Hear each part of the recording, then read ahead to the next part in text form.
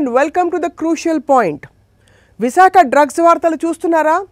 ఏమన్నా అర్థమైందా? యా, కానీ టీడీపీ జనసేన మాత్రం ఇప్పుడు చేతులు పిసుక్కుంటున్నట్లుగా తెలుస్తోంది. డామిట్ కథ అడ్డం తిరిగిందా, ప్రభుత్వం మీద బురద జల్లాలన్న కుట్ర ఎదురు తిరిగిందా అని అనుకుంటున్నట్లు సమాచారం.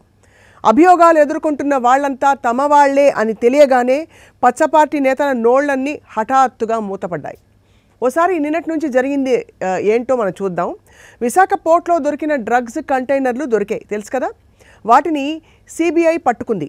ఆ వెంటనే చంద్రబాబు, పవన్ కళ్యాణ్ రంగంలోకి దిగేసి గగ్గోలు పెట్టేశారు. చంద్రబాబు ఏమన్నారంటే, ఈ ప్రభుత్వం రాష్ట్రాన్ని డ్రగ్స్ రాజధానిగా మార్చేసింది.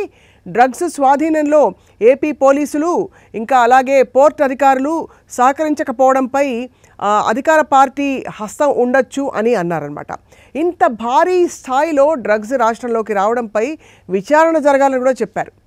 ఇంకా పవన్ కళ్యాణ్ ఏమన్నారంటే, ఏపీకి రాజధాని లేకుండా చేసిన వైఎస్ఆర్సీపీ ప్రభుత్వం రాష్ట్రాన్ని మాదక ద్రవ్యాలకు అడ్డాగా మార్చేసింది. ఎక్కడ గంజాయి పట్టుబడ్డా కూడా మూలాలు ఇక్కడే ఉంటున్నాయి. విశాఖ పోర్ట్లో 25,000 కిలోల డ్రగ్స్ దొరకడం ఆందోళన కలిగిస్తోంది. ఏపీలో డ్రగ్స్ మాఫియాను కట్టడి చేయాలి అనేసారనమాట. అబ్బో నిజమే, వీళ్ళ ప్రకటన చూస్తే గొప్పే అని నిన్న అనిపించింది. అయితే అందులో డొలతనం ఇప్పుడు బయటపడుతోంది. పచ్చ బ్యాచ్ పని కట్టుకుని తప్పుడు ప్రచారానికి తెరలేపిందని చెప్పి తెలిసిపోతోంది. ఎక్కడ ఏమి జరిగినా దాన్ని ఏపీ ప్రభుత్వంపై బురద జల్లేందుకు చంద్రబాబు అండ్ కో టీం రెడీగా ఉన్నట్టు కనిపిస్తోంది. అందులో భాగంగా మరొక కొత్త నాటకానికి ప్లాన్ చేశారా అని అందరూ చర్చించుకుంటున్నారు. కానీ ఎవరిది కంటైనర్ అని విచారణ మొదలుపెట్టగానే ఈ స్మగ్లింగ్ దందా వెనుక టీడీపీ నేతల పాత్ర ఉందనే అసలు విషయం బట్టబయలైంది. తీగ లాగితే డొంకంతా కదిలినట్టుగా ఈ వ్యవహారంలో నందమూరి, నారా, దగ్గుబాటి కుటుంబాల పేర్లు బయటికి వస్తున్నాయి. డ్రగ్స్ రాకెట్లో కోటయ్య చౌదరి, వీరభద్రరావులకు ఆయా కుటుంబాలకున్న సత్సంబంధాలు బయటపడుతున్నాయి. ముఖ్యంగా పురంధేశ్వరి కుమారుడు, సమీప బంధువు ప్రసాద్ రావులతో కలిసి సంధ్య ఆక్వా కంపెనీ ఏర్పాటైందని తెలిసింది. దీనికి తోడు లోకేష్ తోడల్లుడు గీతం భరత్ కుటుంబంతోనూ వీరభద్రరావుకు సన్నిహిత సంబంధాలు బయటపడ్డాయి. టీడీపీ నేతలు దామచర్ల సత్య, లావు శ్రీకృష్ణదేవరాయలతో పాటు కోటయ్య చౌదరి పూర్తి సాన్నిహిత్యం ప్రదర్శించినట్టు, వాళ్ళు చాలా క్లోజ్గా ఉన్నట్టు తెలుస్తోంది. మొత్తంగా ఈ వ్యవహారాన్ని రాజకీయం చేయబోయి పచ్చ బ్యాచ్ ఏం చేసిందంటే మొత్తానికి కంగు తినేసింది. దర్యాప్తులో వేళ్లన్నీ కూడా తమ వైపే చూపిస్తున్నాయని చెప్పి చంద్రబాబు అస్సలు ఊహించుండరు.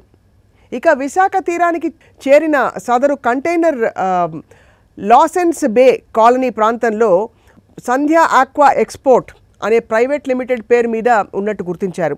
ఈ కంపెనీకి కూనం వీరభద్రరావు ఎండీగా ఉండగా సీఈఓ ఆయన కుమారుడు కోటయ్య చౌదరిగా వ్యవహరిస్తారు, తెలుసు కదా.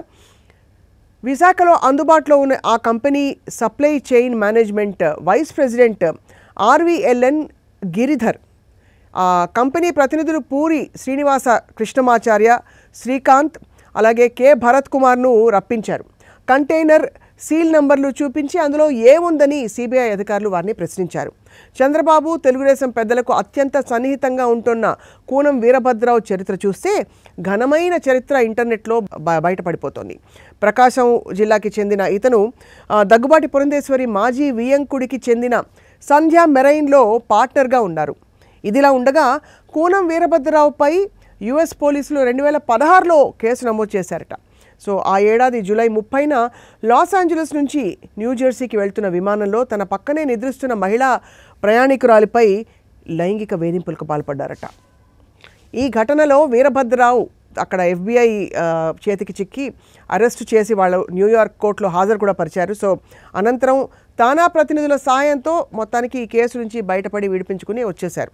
కాగా ఢిల్లీ లిక్కర్ స్కామ్లో కూడా వీరభద్రరావు పాత్ర ఉందని తెలుస్తోంది. ఈయన నేతృత్వంలో 25 కోట్లు చేతులు మారినట్లు కూడా సమాచారం.